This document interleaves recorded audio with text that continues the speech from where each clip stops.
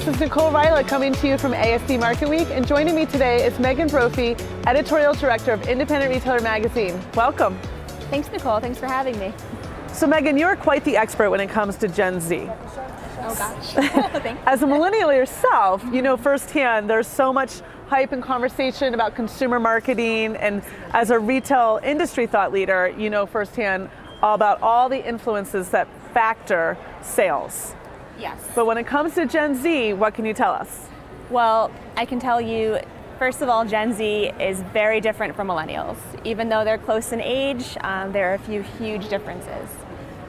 First of all, we all know millennials love to spend on experiences and traveling and spending time with friends, and it's harder to get them in store to make purchases, whereas Gen Z, they really are very financially pragmatic.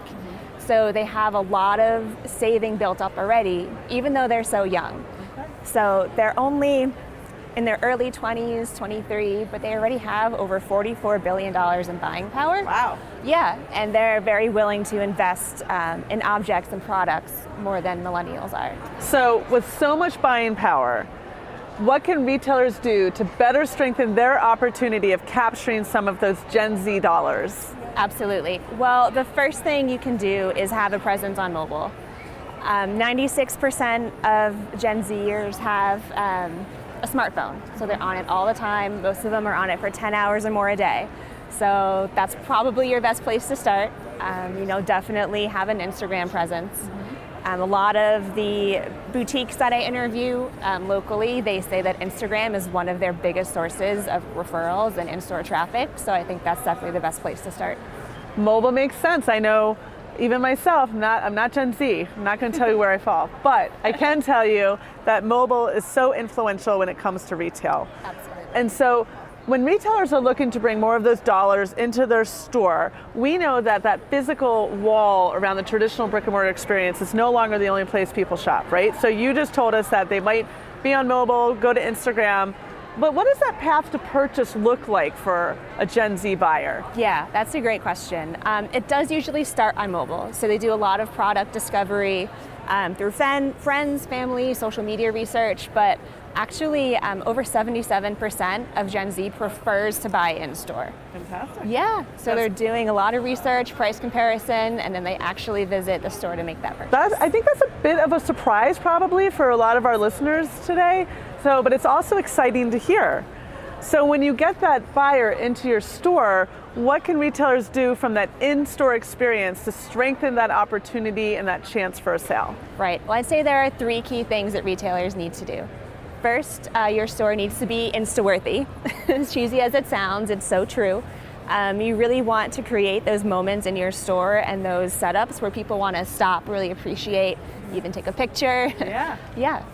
The second thing I would say is product curation. Okay. So going along with the Insta-worthy moments, you really want to have your display set up in a way where it reflects like lifestyle, or a sense that customers can really envision the products like in their own home and in their own life.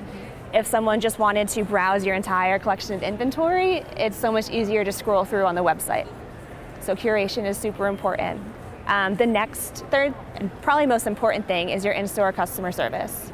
So Gen Z is really looking for expert associates who can offer great product recommendations, personalization, and just really offer A+ customer service. That's so important. I think that crosses generations for sure, but it's great to see that a generation that has grown up in a very mobile society still appreciates that hands-on care. Yeah, absolutely. And it is so true for every generation, but I think it's most surprising for Gen Z, so it's really important that we focus on that for sure. So giving them an excuse to want to hit pause, take a picture, post it to social media, extend that store's visible reach of potential new customers, maybe even incorporating a hashtag to use along the way?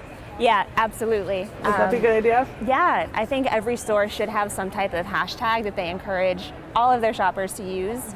And even better is if you can integrate that hashtag onto your website, so that way, when Gen Zers are first discovering your products and your brand, they can kind of get that social feedback right away. I love a cohesive branding experience. Anytime you can go to all those touch points and see the same experience, so that hashtag is cross-referenced among social media, potentially on their website, their in-store, even through signage in store, it's always great. Yeah, consistency is definitely key. Absolutely. Well, when it comes to generational marketing and when it comes to retail, you have a wealth of information to share. Can you share one final tip for retailers to gain success in their store? Oh gosh, that's a lot of pressure.